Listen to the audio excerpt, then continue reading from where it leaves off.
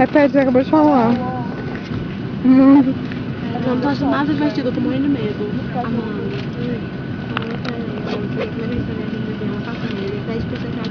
Senta aqui atrás, velho. Tá eu aqui. São super de boas, ela é uma das pessoas mais legais dentro do avião, de verdade. Depois o piloto, porque o piloto... Não, Mas você não fala com o piloto, né? mas tipo, eu morro de vontade de conhecer os pilotos. Vai estar assistindo Insensato Coração demais, meu filho. Desiste. Nunca vi isso. Você não vai roubar o namorado da sua amiga que é piloto. Deixa eu te contar. Até mesmo porque você não tem nenhuma amiga que tem namorado. O tio da...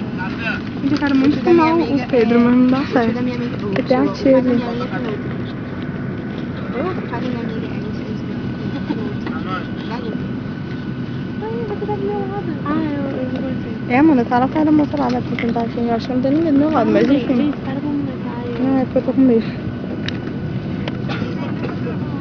Anda curtindo o baladão.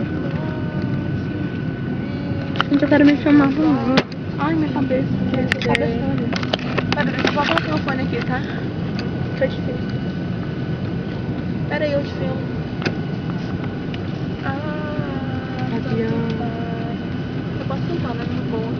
A gente tá filmando, mas pode cantar. Vamos tirar foto?